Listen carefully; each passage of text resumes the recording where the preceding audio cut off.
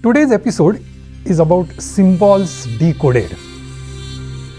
The Lotus, Om, Swastika Chakra, the QR codes of ancient Hindu wisdom.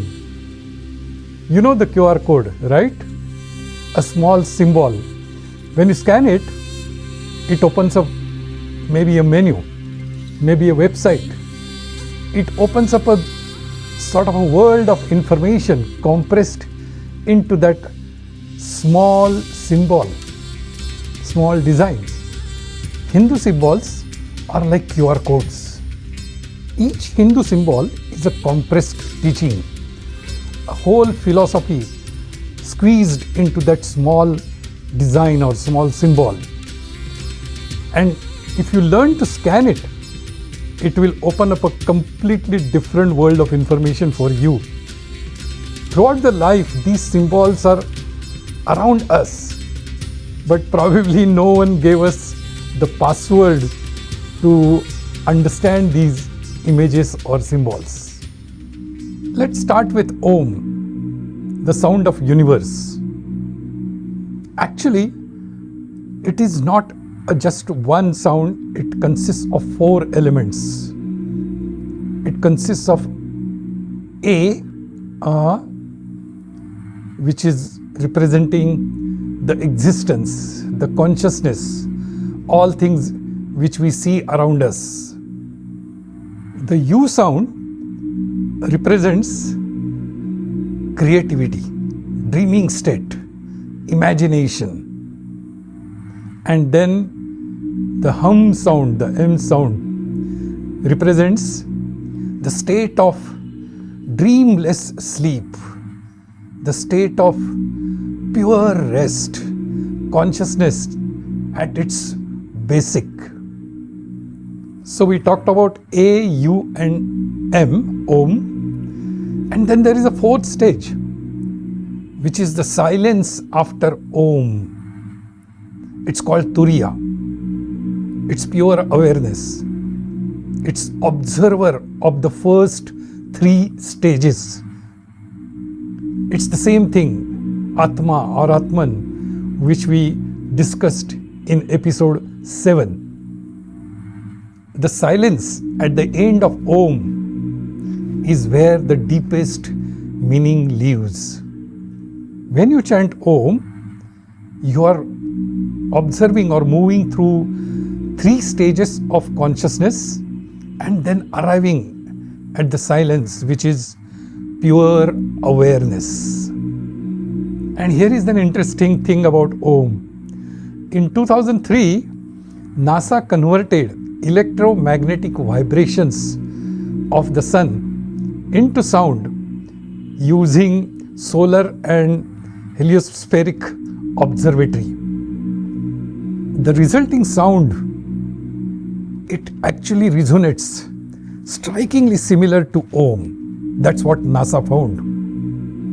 So a star which gives life to the planet, when its electromagnetic vibrations are converted into sound, that sound is remarkably same to Om, which Hindu philosophy has been calling as fundamental vibration of the universe for 3,000 years. Isn't it striking? Isn't it interesting? Yes, definitely. Next time when you hear Om chanted, hear the silence after the first Om ends and the next Om starts.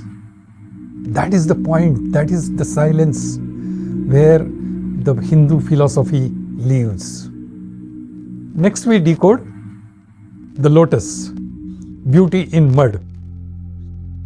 The lotus actually grows in muddy waters. Its roots are in the mud.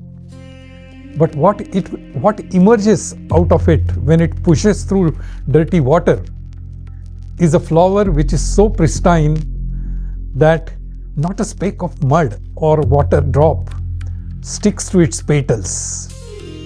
Hindu philosophy uses this as the central image of spiritual growth. You live in a world, or we live in a world which is full of problems, which is mess, which is mud. There are irritations, but we can come out of it without being defined by these problems, touched by everything, but stuck to nothing. The biology about lotus is even more interesting. The lotus leaf is genuinely hydrophobic, which means water cannot stick to it. This is called the lotus effect, and it is being studied by scientists since 1970s. Engineers have used it to develop building materials, waterproof fabrics, and anti-icing surfaces, which means the lotus in Hindu tradition was teaching us a material science for 3000 years, which we know only after we have microscope to understand why. Lotus is also the symbol of Lakshmi, which is abundance, Saraswati, knowledge, and Brahma, creation, all sitting together. The message which Hindu philosophy is actually conveying: true abundance, true knowledge, true creation, they emerge out of difficulty, like lotus emerges out of mud. So next time when you find something really hard or difficult, think about it as a medium. Like the lotus grows out of mud, maybe something beautiful is getting created out of the hardships which you are experiencing. And now we come to Swastika, the stolen symbol. Probably the worst cultural theft. And before we talk about it, a moment of honesty. This symbol causes lots of pain and grief to millions of people, and the pain is real. And when we actually get to know what swastika really means, then the pain actually can get worse.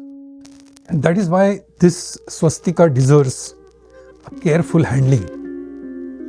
If you have grown in a Hindu family, you have seen this symbol throughout your life, maybe on wedding invitation cards, on walls, on rangoli.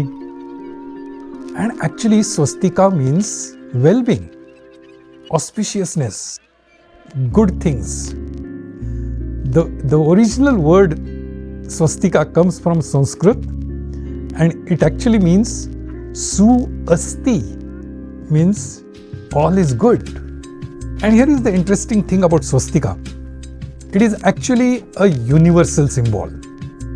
Before 1920s, it was found in Hinduism and Buddhism across Asia.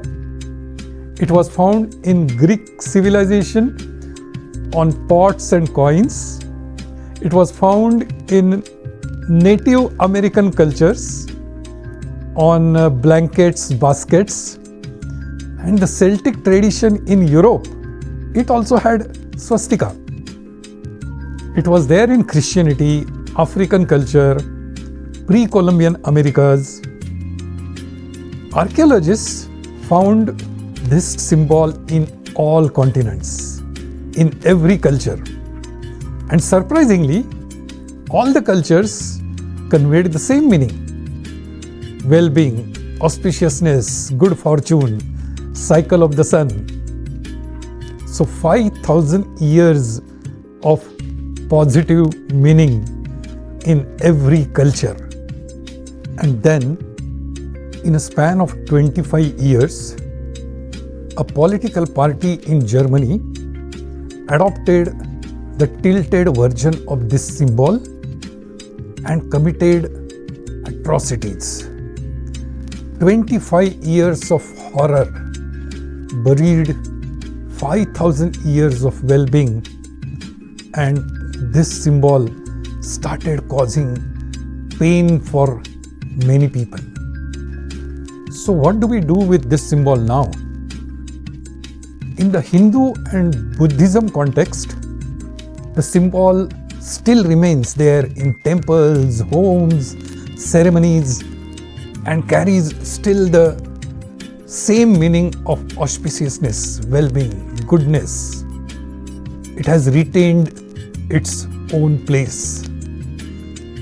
But you change the context, and in the countries where the Holocaust happened, it causes real pain to those people.